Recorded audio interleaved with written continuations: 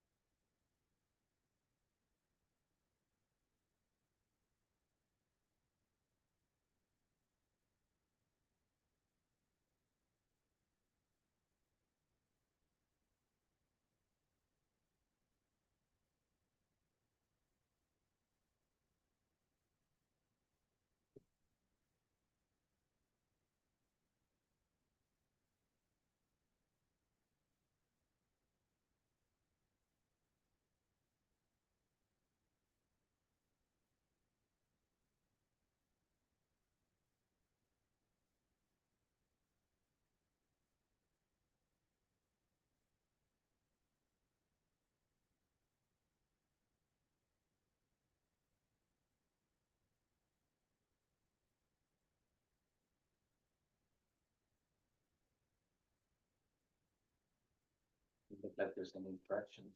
Okay. If there are no corrections, may I offer a motion?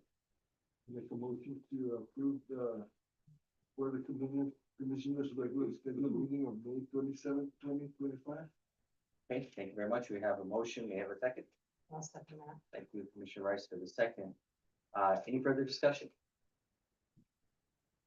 Here you see, may I call for the vote. All in favor, please say aye. Raise your hand. 1, 2, 3, 4, 5. Thank you very much. Motion passes unanimously for the approval of the board minutes from May 27th, 2025. Moving on to item number 4, new business. Equitable adjustment number 1, GHURA-24-11, the rehabilitation of Agana Heights 4-plex. Madam Executive Director, floor is yours. Thank you, Chairman. If I may, I need to request that this item be tabled for this meeting due to unforeseen circumstances. We cannot proceed with this item for this meeting. If we can table it, please. So noted. Thank you very much. So item number 1 is tabled. Moving on to item number 2, change order number 1, GHURA-25-001, the rehabilitation of Agana Soup Kitchen. And if I may again, Chairman, unfortunately, we need to table this agenda item as well until the next meeting, please. Okay. I think all the commissioners are very, very sad about that, but life will go on. We'll move on to resolution number FY 2025-025. Resolution approving the write-off tenant accounts receivable. Thank you, Chairman.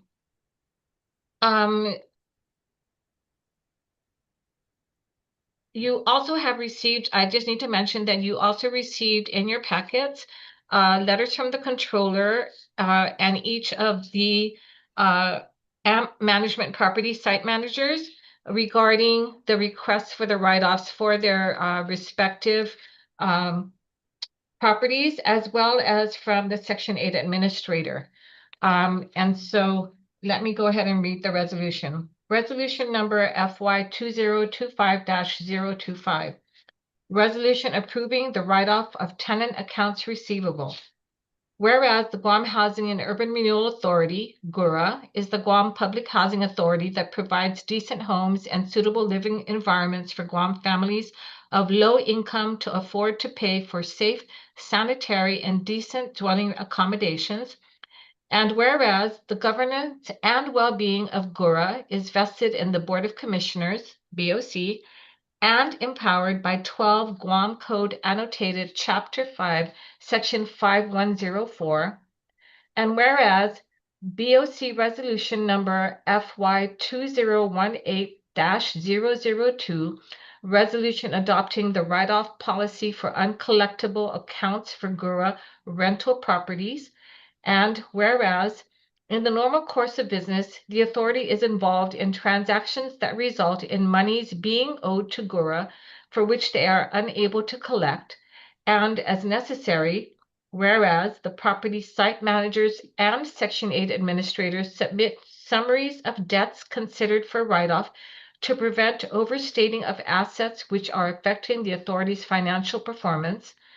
And whereas currently GHURA's receivables include outstanding accounts which have remained in GHURA's books for over 90 days as of June 30th, 2025, as indicated below. Property site, AMP2, write-off amount, $1,186. Property site, AMP3, write-off amount, $25,894.66. Property site AMP4 write-off amount $744.92.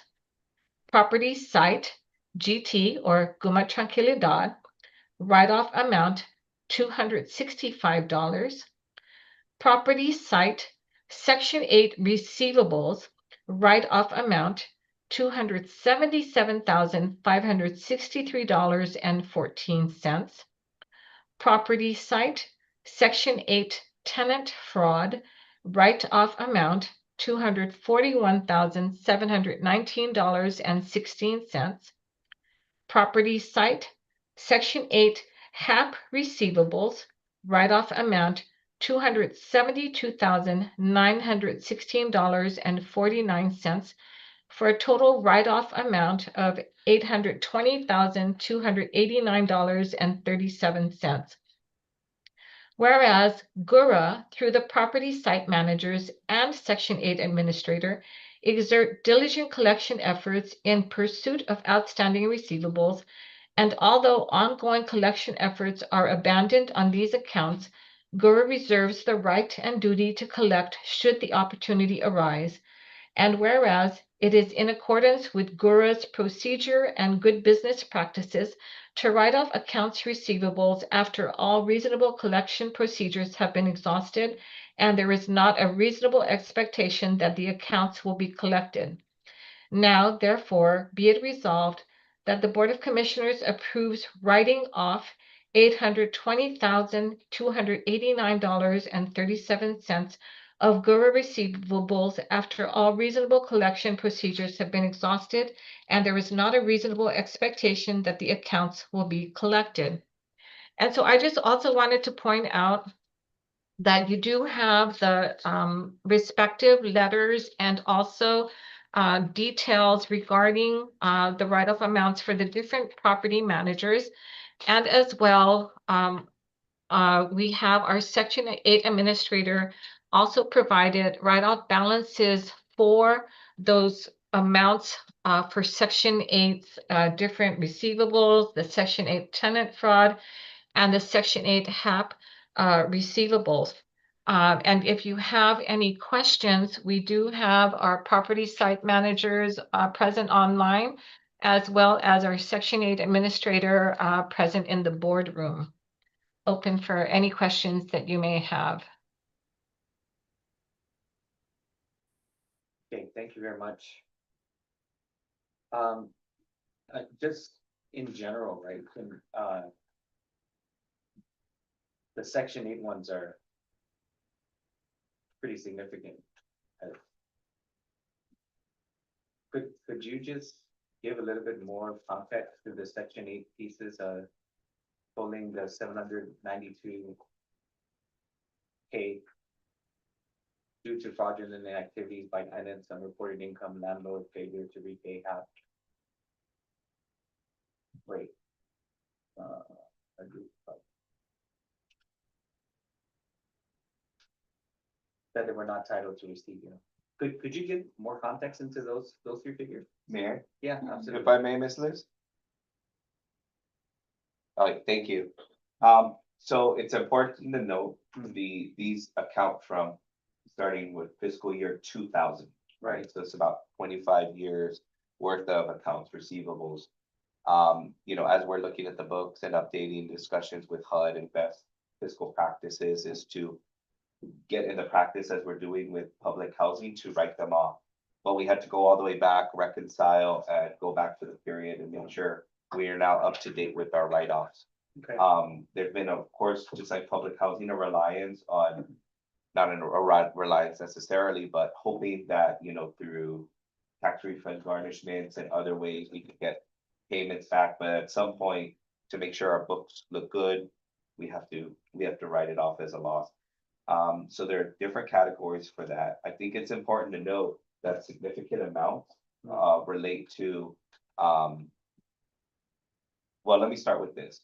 These are accounts where through the due diligence of Section 8, we caught the fraud and demanded repayment, right? So for example, unreported income, we do the calculations, we send them the notice to pay back, things like that. But there are significant amounts. If you look at the last page of the example, page 22 out of 83, you can see there's a good chunk of those, customer ID 11898, Right. 35391, 6538 Right. are related to half payments made to landlords who are not entitled. That's correct? And I think you're tracking those were cases we tried to get them to pay in court, unfortunately, you know, statute of limitations. So we've updated those processes to more vigorously, right? Go after issues of fraud or improper payments and not wait. But for now, it's kind of resetting the clock by counting the receivables. So to recap, this is 25 years worth of write-offs. And I'm glad we're catching it, obviously now, but is there a reason why it went on that long? Just. I think would you like to discuss that piece? So at the time when, back in 2022, in one of our audits, the auditor has mentioned that our accounts receivable was too high as far as the HCV side. Okay. It was about like maybe 300 something thousand. So I wasn't quite too sure how to kind of handle that. The HUD does require us to report our tenant frauds. So we do, one is the HAP and one is the admin side. So they kind of do require us to report these receivables. So I was thinking, okay, they kind of report this, but then I started to, in the back of my mind, I'm thinking, you know what, I really just need to bring it up to the board because only the board can really, at least for the authority, approve any write-offs. So I can't just keep putting it in the books and not get your approval. So when I brought it up to Nicole, she's like, man, it's so high. And I said, yes, but we need a starting point. Right. And so when we went back, like the first one, which is the Section 8 receivables, the prior 2000, that was a grandfathered amount from our old system into our new system, but they were able to do it individually. And then we have the tenant frauds, and then the HAP is the landlord. So I had asked MIS, can you break this down? And they said, no, not really, they can't. And I said, okay, so when is like, what is the oldest? And they said, it's at least before 2000. I said, okay. So I we were kind of like scared to bring this because it could be an overwhelming amount. But I told Nicole, okay, you know, Nicole, this is our starting point and the board wants a chart to see like every time we do this, every 90 days. So come the next 90 days, when we do bring up another amount to write off, it would be the difference from our starting point to what we get for that month. So that will be the difference that we're gonna write off. So you'll see it kind of decrease and be more consistent. So to your point, Deputy, if I'm tracking correctly, we were reporting, which was what was required for us. But this is really just more of an extra step to clean the slate and start off, because if we're talking 25 years worth of that, it's about 30,000 a year, which kind of tracks with what we would write off anyway. So what we're doing now is just clearing everything and starting on. Well, even yes, keel. we are, and at the same time too, we're getting the board's approval to write off these amounts. So we'll be consistent with public housing and housing HCD section 8, where every quarter will come to the board and report write-off amounts right after we've done the collection, so everything is kind of in sync. And on that note, that we've been reporting as per our regulation, writing this amount off at this point, is there any foreseen impact that you may think of that we should be aware of at this point? No, really no. This is just really trying to get your approval and to be consistent with the way we've been writing off other accounts receivables. And it'll track too with the audits, right? Because they will report, because we have to put the write-off amounts in in our budget, but basically when we do the Yes. end of closing the books. Yes, and Right. since it was 2022 is when it kind of brought to my attention, because they Right. did write it in the management letter Right. that our receivables was kind of high for the HCD. Okay. Commissioner, any other questions? Yes, hi guys. Quick question. Can you give us an example of tenant, what would categorize as the tenant? Tenant fraud? Yeah. So the way, it's more on the lines of unreported things. Okay, So let's say that the participant is in the program. sure. And we have our annual recertification, which we do every year, but we find out that they have been employed for 9 months. We would actually go through the process of ensuring that they were employed during that time by calling or getting a letter from their employer. But whatever they make between that period of being in the program, we would calculate that amount and apply it towards their tenant share. So what happens after that, we do a promissory note.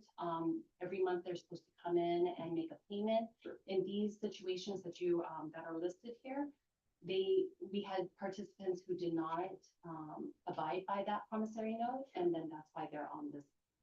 So it must happen. Does it happen often for the amount to be substantial? I mean, I'm going, this is 2 decades worth of qualification, so I'm not saying it's not. That's a good job, so.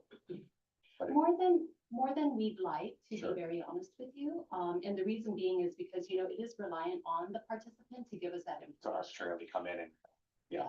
Yeah. So we really rely on the information from the family.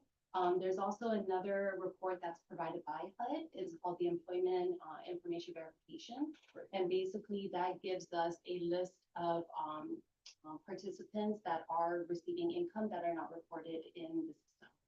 So there's different methods of how we actually track this information. Sure. And question the tenant on that area. Thank you, Nicole. Are there any, like, metaphorically, of strike 1, strike 2, strike 3 for people who are not disclosing this information?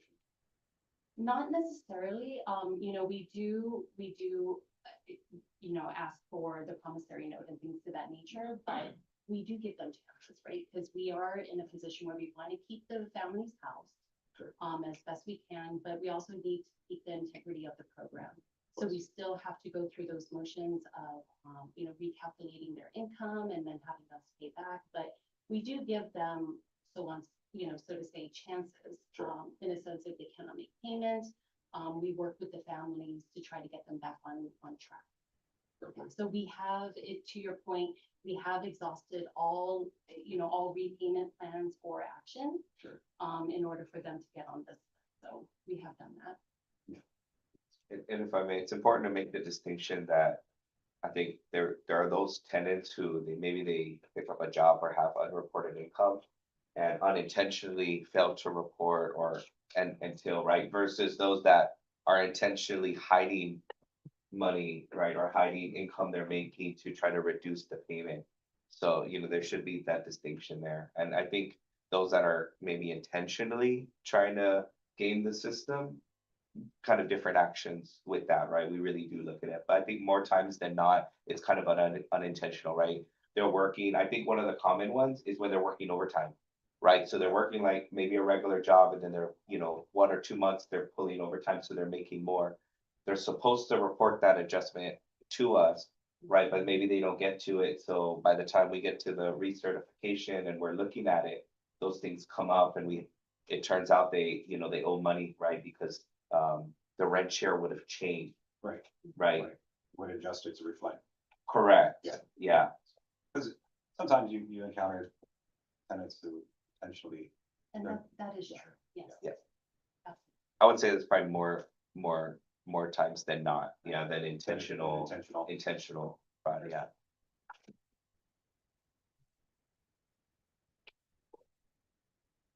Just curious, from the time that you start to,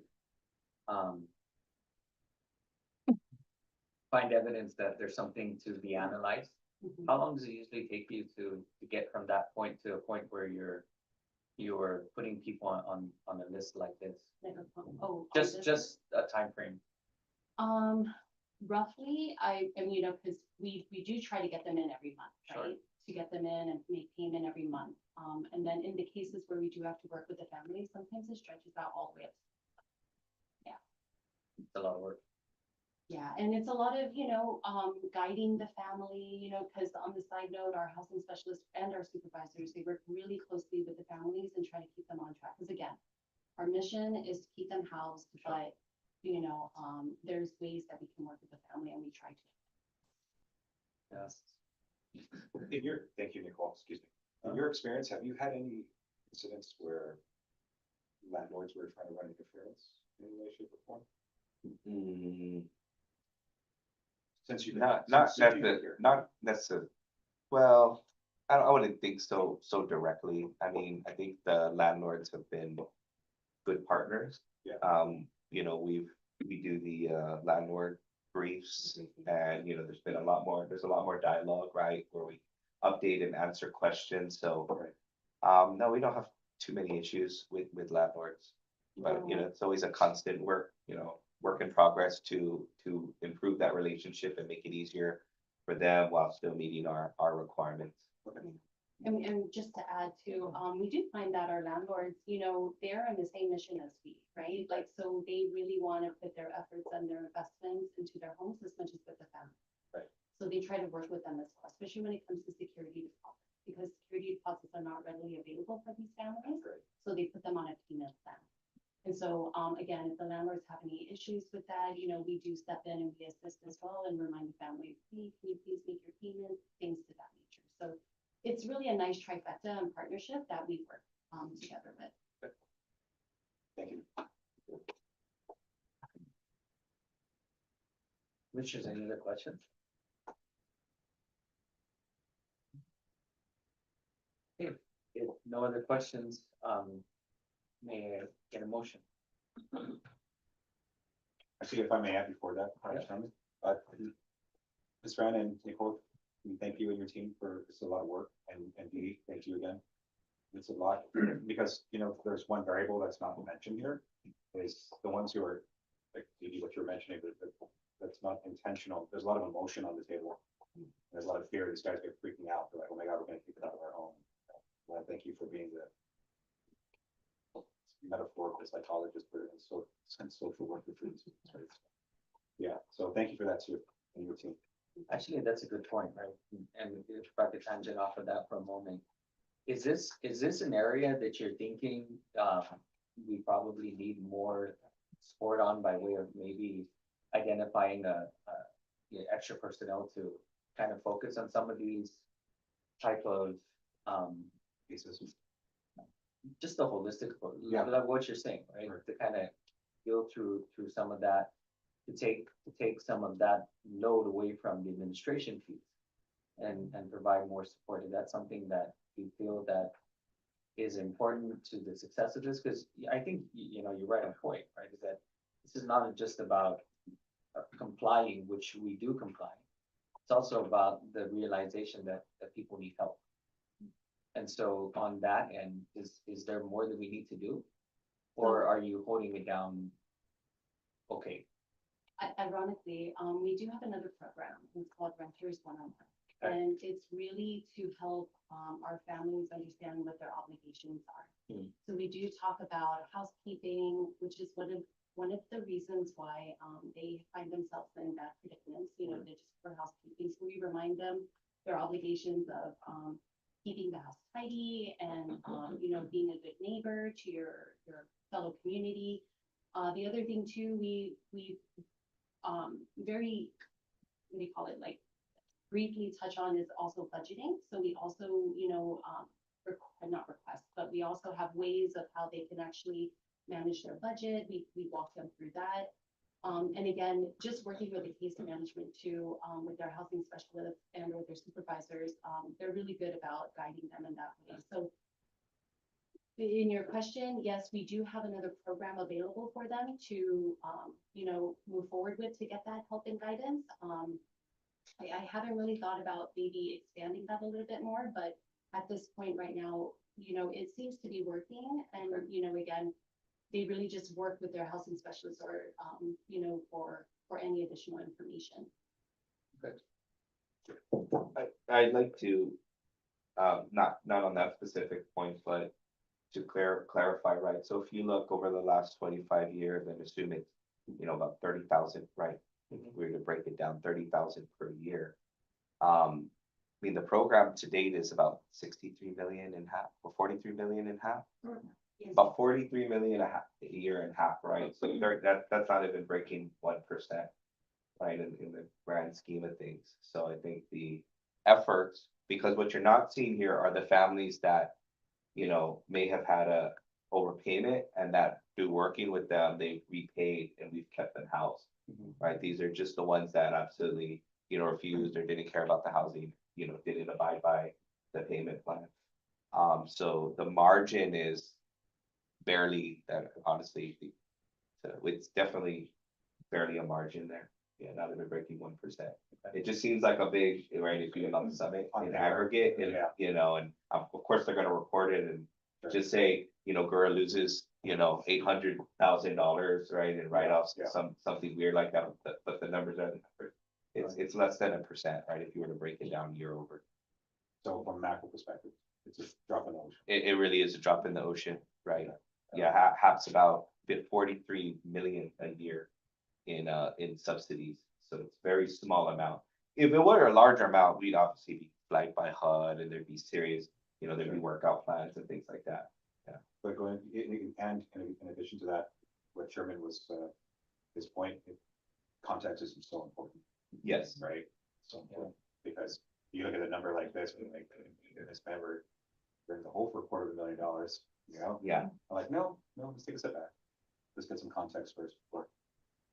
and I just want to make sure that our folks are resourced, right? Because I know that, you know, day in and day out, you go over beyond to try to work with that, and that takes a toll on the administration piece of it, right? And in a highly regulated environment, there's a lot of consequence to that. You know, to be able to provide that level of care and service, and so if we need to resource more, then that's fine. so at least on that discussion, Mr. Chair, right?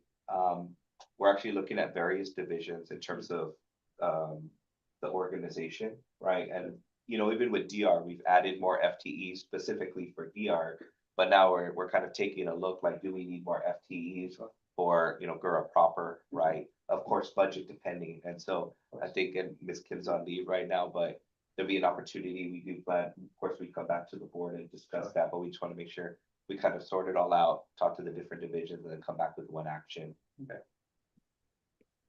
If I may, Okay. Chairman, I just wanted to add also, right? Of course, when I saw the numbers from the Section 8 report, right, I was alarmed. But if we took just the from 2000 to the present, right, 25 years between the tenant fraud receivables and the HAP receivables, and had it been reported quarterly, each year, it would have been an average of $5,000 in write-offs that they would have asked every quarter for each of those years. So I think it's just the fact that, 25 years later, the total amount just seems really high. But, we are including Section 8 now in the quarterly write-off reports that are going to be happening. That way, we are a little bit more cognizant of the challenges they may be having or may not be having with collecting from tenant fraud or HAP receivables. So I just wanted to kind of put it a little bit into perspective of, the huge amounts for the 25 years of not reporting the write-offs on a quarterly basis. Thank you. Okay, commissioners, can I get a motion? Chairman, I'll make a motion to approve resolution number FY 2025-025. This is a resolution approving the write-off of tenant account receivable in the amount of $820,289.37. Motion on the floor, may I get a second? Thank you, Commissioner, for the second. Oh, shoot, I'm sorry. Yeah. Commissioner Corpus, did you have any questions? Understand. Excuse us. Okay, thank you. Okay, I have a second. All right, Commissioner Torres, thank you for the second. Any further discussion on the matter? Hearing seeing none, may I call for the vote? All in favor, please say aye. Raise your right hand. 1, 2, 3, 4, 5. Thank you very much. Motion passes unanimously for resolution number FY 2025-025. Moving on to resolution number FY 2025-026. Resolution approving the Public Housing Agency PHA annual plan for CY 2025 and FY 2026 for the public housing and the Section 8 housing choice voucher programs, and approving the capital fund program CFP 5-year action plan from 2025 to 2029. Madam Executive Director, floor is yours. Thank you, Chairman. Resolution number FY 2025-026. Resolution approving the Public Housing Agency, or PHA, annual plans for calendar year 2025 and fiscal year 2026 for the public housing and the Section 8 housing choice voucher programs, and approving the Capital Fund Program, or CFP, 5-year action plan from 2025 to 2029. Whereas Section 511 of the Quality Housing and Work Responsibility Act, or QHWRA of 1998, mandates the Guam Housing and Urban Renewal Authority to develop and submit a public housing agency, or PHA, annual plan to the U.S. Department of Housing and Urban Development, HUD. And whereas Section 9 of the U.S. Housing Act of 1937 is the statutory basis for the Public Housing Capital Fund Program, or CFP, as created as part of the Quality Housing and Work Responsibility Act, QHWRA of 1998. And whereas the PHA annual plans for the public housing and the Section 8 housing choice voucher programs are comprehensive guides to the authority's policies, programs, operations, and strategies, and progress for meeting the local housing needs and goals for implementation for the upcoming fiscal year. And whereas the CFP 5-year action plan outlines the capital improvement projects to be undertaken within the 5 years, the capital improvements are necessary activities to ensure the long-term physical and social viability of the authority's public housing developments. And whereas the goals and objectives of the PHA annual plans for calendar year 2025 and fiscal year 2026 and the CFP 5-year action plan are consistent with Guam's 5-year consolidated plan, which identifies and prioritizes the housing and community development needs of Guam. And whereas the PHA annual plans were prepared with the PHA Plan Requirements 24 CFR Part 903, and the CFP 5-year plan was prepared with the Capital Fund Program Requirements 24 CFR Part 905. Now, therefore, be it resolved that the Board of Commissioners of the Guam Housing and Urban Renewal Authority hereby approves the Public Housing Agency, PHA, annual plans for calendar year 2025 and fiscal year 2026 for the public housing and the Section 8 Housing Choice Voucher programs and the Capital Fund Program, CFP, 5-year action plan from 2025 through 2029. And your packet did include the Guam's annual PHA plan for calendar year 2025 and fiscal year 2026 for public housing and the Section 8 Housing Choice Voucher programs, and memos from the respective divisions. And if you have any questions, we do have representatives from those divisions to answer them. Thank you very much. Just as, I'm looking at new activities, B1, B2, new activities and existing plan revisions. It seems like there's based on the checkboxes, there's not much deviation from it. There are only 3 revisions, one under financial resources, rent determination, and then substantial deviation.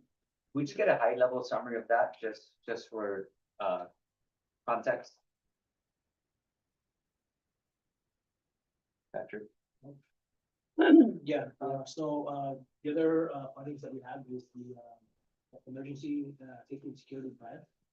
So this is what we applied for to provide security cameras for the on sites. Okay, and that's under the financial resources. That's Yeah. Okay. And then there's another one that we applied for, which is a $5 million grant to the hazardous home rated home grant.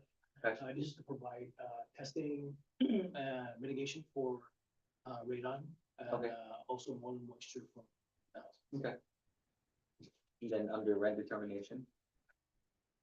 Determination.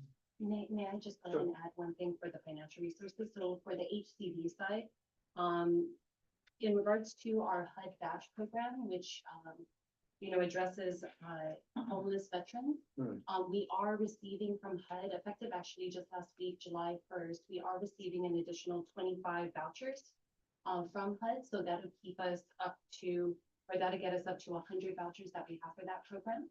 Or for our veterans. Yeah, Okay. for our veterans. And then in addition to that, we did receive $24,263 in additional monies for administrative fees, which can be applied for security deposits and or arrears for any sort of utilities that our VASH, recipients may need. Oh, nice. So that's all effective last week, July 1st. So we're very excited about that. Awesome. Okay. Rent determination? Just high level, right? Just looks like the payment standard went up. Yeah, so for the HCD, yes, the payment standard did go up. Okay. That was approved last year in November. Okay. Look at the specific date. Yeah, I remember that one. Okay. Okay. Yes. And then substantial deviation. And that's looks like it's just a definition. Right. Yes, yes. That's the definition.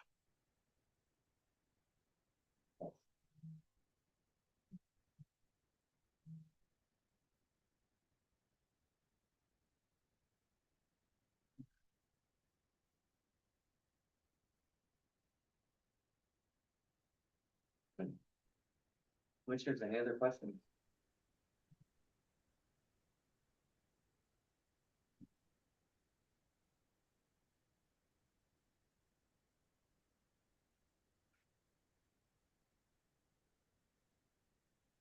No other questions, may call for Commissioner Carl, do you have any questions? No, okay, thank you. If not, may call for the vote.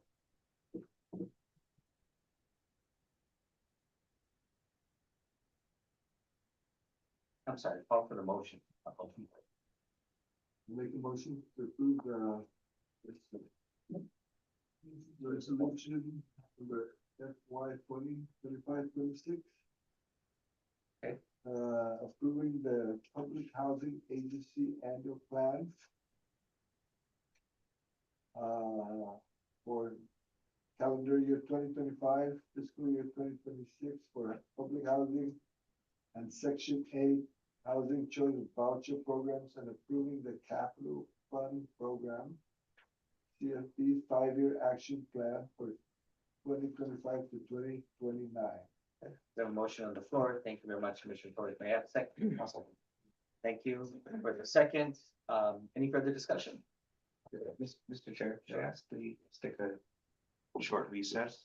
If we can leave the camera running, consult with Patrick momentarily. Okay, sure, we'll take a short recess. Just confirming something before that's not a typo. Okay, Oh, yeah. Did we check the wrong box on this? let's, So we- we're at recess. But Chairman, do we need to vote on the recess? Or can we just go into recess? I'm sorry. You voted last- That's right. We need a vote to go into recess. Okay, they need a vote to go into recess? Normally the chairman can go ahead and call for a recess without a vote, but since we did it the last time, Okay, Chair, I would just recommend that you Sure. go ahead and sure, okay, we have a motion, we have a motion on the, a request. Okay. You can say a request. request on the floor for recess. Can I call for a vote for recess? All in favor? Aye. All right, anybody opposed? No. Okay, thank you very much. And you can just say it was unanimous. Okay, it was unanimous, we're on recess. Thank you. Hello. What was the last key hash? that we have on record? The what, Um, last what? Really? Can you put your computer on mute? Okay, hold on. Sorry.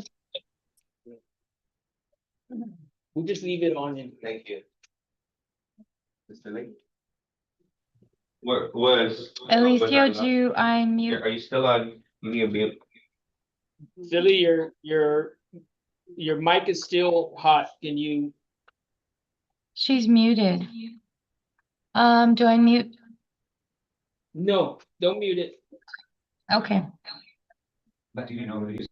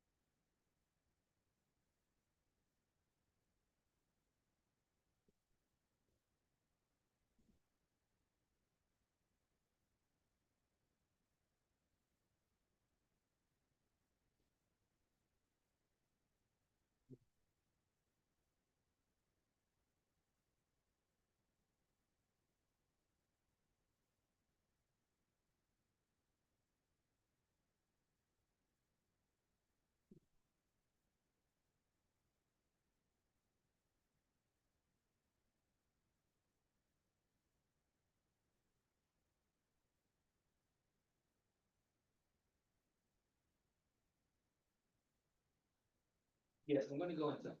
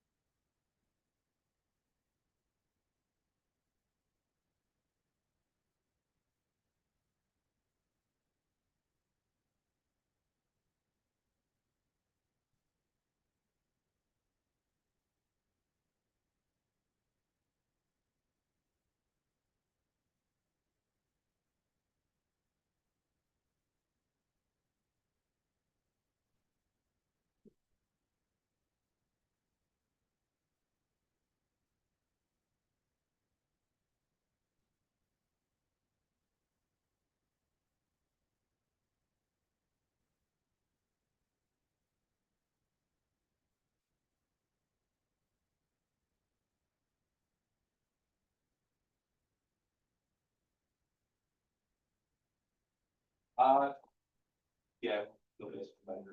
But we'll play it here. Okay.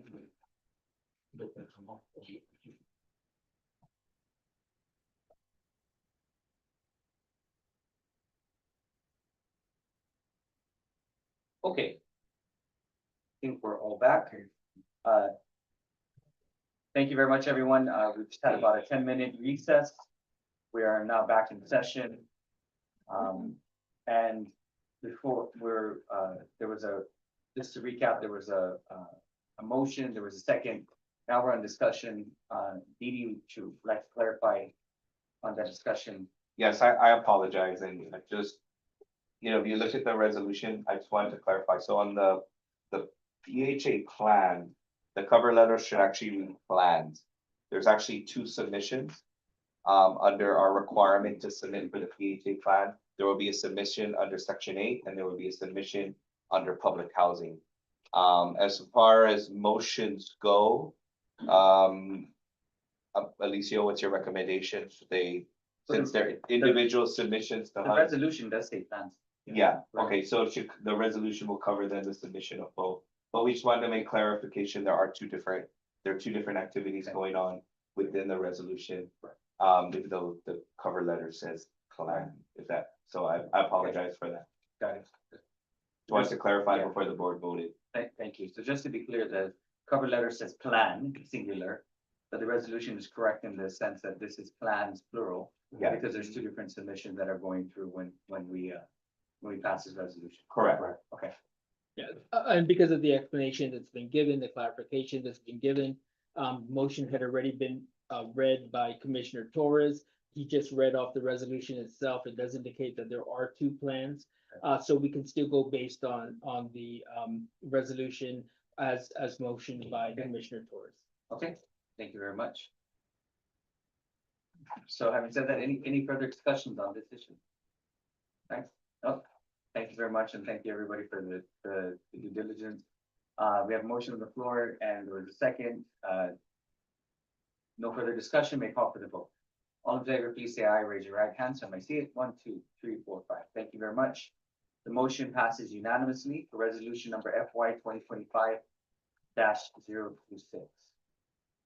Right, moving on to item number 5, resolution number FY 2025-024A. Amendment to quote the 2025 Community Development Block Grant Disaster Recovery Citizen Participation Plan, CDBG-DR, CPP, end quote, making non-substantial grammatical revision. Madam Executive Director, floor is yours. Thank you, Chairman. Resolution number FY 2025-024A. Resolution approving the 2025 Community Development Block Grant Disaster Recovery Citizen Participation Plan, CDBG-DR CPP. Whereas pursuant to Title 12 Guam Code Annotated Section 5104, the Board of Commissioners of the Guam Housing and Urban Renewal Authority, GHURA, or authority, is given the right and responsibility to govern and control the operations of the authority and to establish policies for its day-to-day operations and generally to undertake its responsibilities as prevailing authority for GHURA. And whereas pursuant to Title 12 Guam Code Annotated Section 5105B, it requires that GHURA comply with any federal rules, requirements, regulations, or procedures, and may execute declarations or other agreements or documents of every nature as may be necessary or required by the federal government, and to fully comply with any conditions imposed by the federal government upon participation by GHURA in such programs. And whereas on January 21st, 2025, Guam was allocated the Community Development Block Grant Disaster Recovery, or CDBG-DR, in the amount of $500,825,000 to aid in the long-term recovery from the widespread devastation to Guam caused by Typhoon Mawar in May 2023, and the mitigation of future disasters to be administered by GHURA. And whereas pursuant to I-C-2 of the Universal Notice 90FR4759, GHURA is required to follow a detailed citizen participation plan that satisfies requirements of 24 CFR 91.115 or 91.105, except as provided for in notices providing waivers and alternative requirements. Now, therefore, be it resolved, the Board of Commissioners approve the 2025 Community Development Block Grant Disaster Recovery Citizen Participation Plan, CDBG-DR CPP, appended herewith and shall be effective immediately. And your board packet did include the CDBG-DR Citizen Participation Plan. And should you have any questions, we do have our Deputy Director who oversees the CDBG-DR program present to answer them.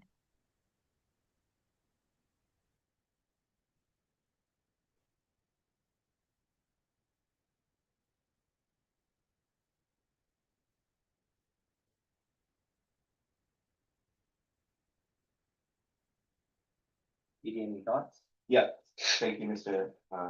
Chair. So basically what we did, is we appreciate the board for approving this in the last board meeting we had.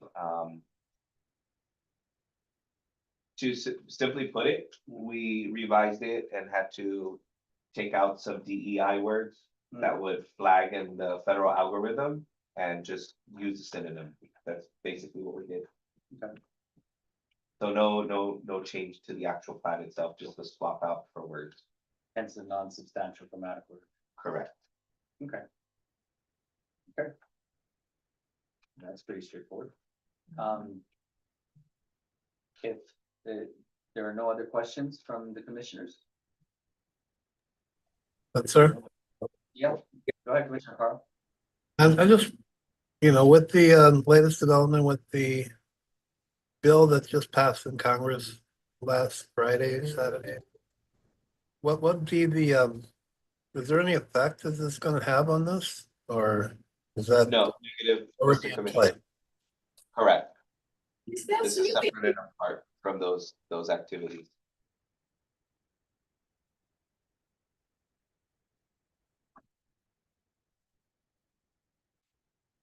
Right, okay, thank you, Commissioner Carl. Any other questions, commissioners? Not make, get a motion.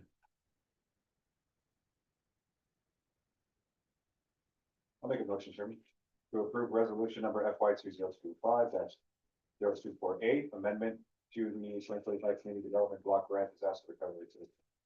Participation Plan CDBG-DRCP, making non-substantial grammatical. Thank you very much for that motion. From making a second. I'll second that. Okay. Thank you, Commissioner Rice, for the second. Any further discussion? No, hearing seeing none, may call for the vote. All in favor, please say aye, raise your right hand. 1, 2, 3, 4, 5. Thank you very much. Motion passes unanimously. Resolution number FY 2025-024A. Moving on to the last item on new business, resolution number FY 2025-017A amendment.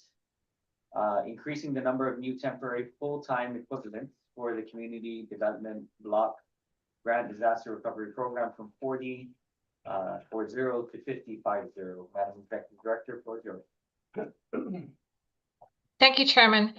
Resolution number FY 2025-017A. Resolution creating 50 new temporary full-time equivalents for the Community Development Block Grant Disaster Recovery within the Guam Housing and Urban Renewal Authority and delegating authority for above-step recruitments and improvements of the 50 new temporary full-time equivalents to the Executive Director. Whereas, pursuant to Section 5104, Title 12 of the Guam Code Annotated, the Board of Commissioners of the Guam Housing and Urban Renewal Authority, GHURA, is given the right and responsibility to govern and control the operations of the authority and to establish policies for its day-to-day operations and generally to undertake its responsibilities as supreme authority for the agency. And whereas the Board of Commissioners of GHURA is empowered to employ officers, technical experts, agents, and employees, permanent and temporary, as it may deem necessary to carry out the responsibilities of the authority, and is subject to the compensation and classification plan of the authority. And whereas on January 21st, 2025, Guam was allocated the Community Development Block Grant Disaster Recovery, CDBG-DR, in the amount of $500,825,000 to aid in the long-term recovery from Typhoon Mawar in May 2023 and the mitigation of future disasters. And whereas this CDBG-DR grant will be administered by GHURA, and whereas the Board of Commissioners recognize that to implement and execute the CDBG-DR, the grant must be staffed appropriately for effective implementation without placing unnecessary risks to existing grants, programs, and activities. And whereas the Board of Commissioners acknowledge management's request for 50 new temporary full-time equivalents, or FTEs, that will be needed to staff the CDBG-DR. And whereas these 50 temporary positions will be entitled to the benefits provided by GHURA to its employees, which include retirement benefits, group insurance for health and life, workers' compensation, annual leave, and sick leave benefits. And whereas the Board of Commissioners and executive management forecast challenges and difficulties associated in the recruitment of temporary staff for a 6-year period needed for the CDBG-DR. And whereas the Board of Commissioners further recognize that temporary employees of GHURA are not entitled to pay increments or pay for performance incentives, further highlighting obstacles in hiring qualified temporary staff.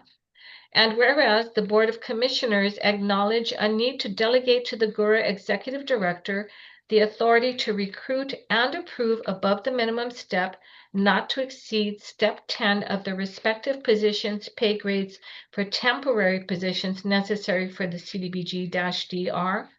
And whereas the funding for these positions is available under the CDBG-DR, and now, therefore be it resolved that the Board of Commissioners approves the 50 new temporary FTE positions for the CDBG-DR grant program, and be it further resolved that the Board of Commissioners delegate authority to the Executive Director to recruit and approve above the minimum step for up to 50 new temporary FTEs described here above, not to exceed step 10 of the position's pay grade as needed, and limited to positions for the CDBG-DR program. All approved above the minimum step pay shall be countersigned by the chairman, vice chairman, or a commissioner so delegated. Thank you very much, Madam Executive Director. Just to clarify, right, so if I remember correctly, we started off with the 40 position. Correct, And we said, let's start off there. If we needed more force later on, then we will come back to the board. So this is what this is. correct. So it's an amending the original. So it won't be 40 plus 50. This is just adding 10. 10 more. Okay, 10 FTEs. okay, So we did do an amendment, so we're just amending the original, so it's gonna read 25-017A. got it. All right. So this is just original verbiage, in addition to the, changing 50, right? Yes, Okay. board approval for the additional 10. Mr. Chair, Yeah, if I could just go ahead and make a council recommendation with regard to the second whereas, Okay. second to last line, where it's after authority, and is subject, just to insert the word to TO, Okay. the compensation and classification plan of the authority. so noted. Thank you very much. Okay. So for context, yeah, commissioners, this is the original one. This is just, we're at that point where, we're moving from 40 to 50 because we're ramping up, right? Clarification. So I take it all is going well? All's going well, yeah, definitely. I can provide the update in The section, okay, the ED's report. okay. All right, if that's, commissioners, do you have any other questions on this? No? Okay, hearing and seeing none, may I call for a motion? Chairman, I'll make a motion to approve resolution number FY 2025-017A. This is an amendment increasing the number of new temporary full-time equivalents for the Community Development Block Grant Disaster Recovery Program from 40 to 50. And also with the correction to the second whereas, add the word to after authority and is subject to, excuse me. Thank you very much. We have a motion on the floor. Make it a second. I'll second that. Thank you, Commissioner Rice, for the second. Any further discussion? Nope, hearing and seeing none, may call for the vote. All in favor, please say aye. Raise your right hand. So let me see it. 1, 2, 3, 4, 5. Thank you very much. Resolution number FY 2025-017A, subject to the grammatical correction with the addition of the word on the second whereas to, right? Subject to, passes unanimously. Thank you very much, Commissioner Vigo. Thank you. Moving on to item number 5, or Roman numeral number 5, old business, intent to warrant IFB GHURA-25-004 security guard and roving services. Madam Executive Director, floor is yours. Thank you, Chairman. If you notice in the agenda, there are no pages for this item number. As it is, I'm requesting that it be tabled for another board meeting. So noted. Thank you very much. Moving on to then item number 2, intent to award IFB GURA -25-006. Property boundaries for fence replacements and upgrades at AMP. Thank you, Chairman. Intent of award, IFB GURA -25-006, property boundaries for fence replacements and upgrade at AMP 4. Bid opening for the subject project was held on April 23rd, 2025 at 10:00 a.m. A total of 17 bidders registered for the bid and were given bid specifications, of which 8 submitted a bid. Listed below are the results of the bid submissions, which were opened and read out aloud publicly. Vendor number 1 was Genesis Tech Corporation with a bid bond of 15% of the total bid amount. The project is supposed to be 120 consecutive calendar days. Vendor number 1, Genesis Tech Corporation, was awarded base bid number 1 in the amount of $455,810. Vendor number 2 that submitted a bid was Polyface Systems, Inc., with a bid bond of 15% of the total bid amount, and their base bid number 1 was for $621,630. Vendor number 3 was Pacific Federal Management, Inc., with a bid bond of 15% of the total bid amount, and their base bid number 1 was for $959,600. Vendor number 4, Surface Solutions, with a bid bond of 15% of the total bid amount, and base bid number 1 in the amount of $982,000. Vendor number 5 was Asia Pacific International, Inc. No bid bond, sorry, and no bid on base bid number 1. Number 6 was Guam Evergreen, no bid bond and non-conformance. Vendor number 7 was OH Construction without a bid bond and non-conformance. Vendor number 8 was BMZ Construction with no bid bond and was in non-conformance. The government estimate for this project was $478,245.53. And you were given a breakdown of each with item descriptions of each of the bids that were submitted by the vendors that I indicated.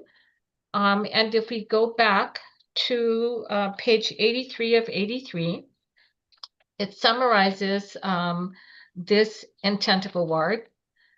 The Guam Housing and Urban Renewal Authority, GURA, mission is to provide affordable, decent, safe, and sanitary housing through the maintenance of our existing units to ensure that the facilities owned and managed by GURA are safe and appealing to the residents. There is a need to identify property boundaries as some of our public housing units are within close proximity to private homes. Identifying property boundaries and replacing deteriorated fences with new to include bollards would instill a sense of safety and security for the residents. In review of the bid result, Genesis Tech Corporation provided the lowest responsive and responsible bid. After further clarification, the committee members determined to proceed with the award of the project to Genesis Tech Corporation in the amount of $455,810 for bid item number 1. The following project timeline is 120 consecutive calendar days with no option periods and not to exceed the amount of $455,810. And if you have any questions regarding this award, I believe we do have our procurement administrator in the boardroom. Thank you very much. Commissioners, any questions?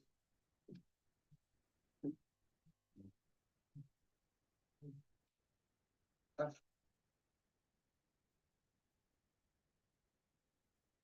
there's no questions, may I call for the motion?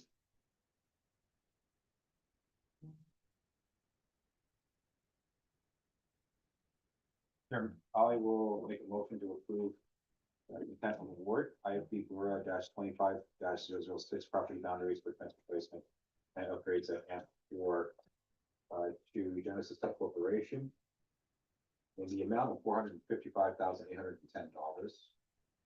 And the following project timeline is 120 consecutive calendar days with no option periods and not to exceed the amount of $455,810. Thank you very much. May I get a second? Thank you, Commissioner Torres, the second. Any further discussion? Hearing and seeing none, may I call for the vote. All in favor, please say aye. Raise your hand. 1, 2, 3, 4, 5. Thank you very much. Motion passes unanimously for IFB GHURA-25-006. Moving on to item number 6, Executive Director's Report, Project Update. Madam Executive Director. Hi, thank you, Chairman. I just really wanted to briefly go over a few of the things that GHURA has coming up. And so one of them is that GHURA, of course, has received its official notices of our REACT and SPIRE inspections for our public housing sites. And we have the public housing units will begin their inspections on August 26th for our AMP site number 1. September 2nd for AMP site number 2, and September 8th for AMP site number 3.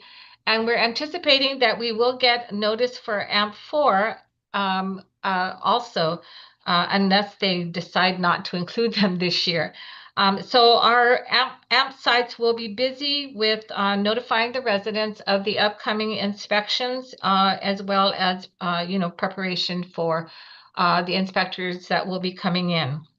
The other thing I wanted to give you a heads up on was that our FY 2024 audit is on track to be completed by July 18th. We've been meeting on a regular weekly basis for several months with our independent auditor, Ernst & Young, and as well status updates with our OPA. So hopefully by July 18th, we will have the official report from Ernst & Young on our FY 2024 audit. And then lastly, I just wanted to let you know that GHURA will be participating in this year's Liberation Day Parade. So for those of you that will be watching, we will be in the parade, and hopefully you'll be pleased with our participation. And other than that, we have many activities that will be coming up in the coming calendar year. But we will give you notices of what those activities will be as they are coming up. And if you have any questions, that's really all I have to report for today. We'll have maybe a project updates from A&E at our next board meeting for you. If there's anything specific, please let me know. Thank you very much. Dee. DR. So action plan was submitted, right? That was successful. We're just waiting now on approval from HUD before we move into phase 2, which is the review of all our financial certifications. Still anticipating that should go smoothly. After that, we can begin to implement the program. So very fast paced. That's why we're very program heavy in the beginning. So definitely appreciate the board support. In terms of logistics, the onboarding, the HR team here has been amazing in getting people moving. We've interviewed probably close to 100 people.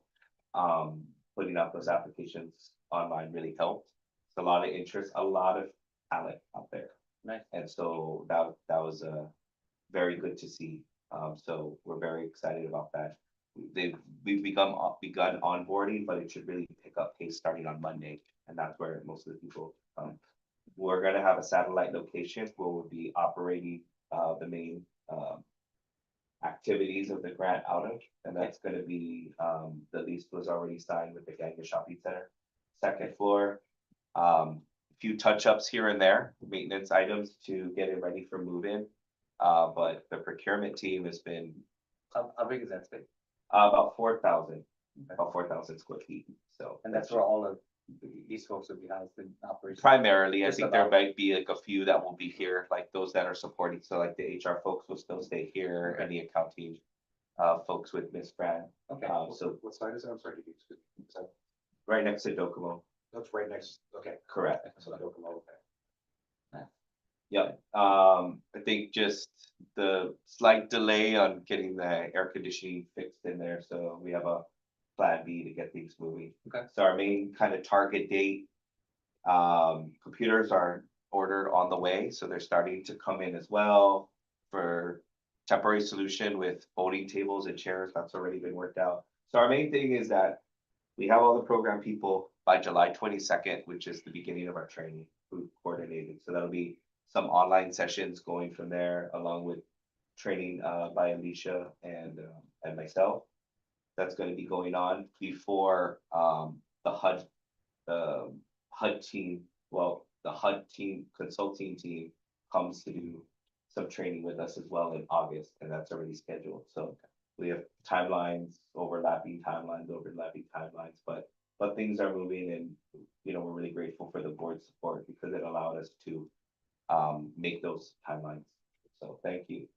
And once we, get established, we'll send an invite. You guys want to come and check out the space and meet the folks. We really appreciate that. Well, you Of course, not enough to make quorum, right? You So I managed- treat you guys in pairs. You managed to get 40 talent on the island, and some people struggle to even find one. And now you're increasing your force by 10, so you must be doing something right. 'Cause- Yeah, it's a pretty broad, right? It's covering many areas, but there is a lot to it, right? I think, kind of in relation, I believe, with Saipan's org chart, they had got up to 60. Right, I don't know if we'll get to that amount, we're just trying to pace it, right, and be reasonable with it. Yeah, but because we're have a lot of training on the front end, we want to try to get them all there. All right. Well, thank you very much for the update. Thank you for all your work on this. Right, definitely. Yeah, for sure, right? Thank you, HR. That's right. And thank you to the whole team, right? This is not a small undertaking, but definitely the work is gonna make a difference, right? That's what we're here for. Okay. Moving on to item number 7, general discussion and announcements. I know there's an HR item there. I know Ms. Kim's been sending us emails.